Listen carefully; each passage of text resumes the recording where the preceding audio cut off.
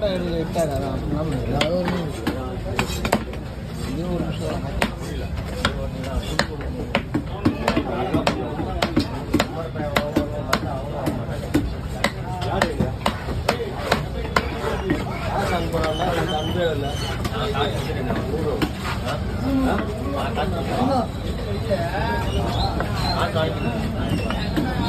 ஒன்றுமே தானடா காசு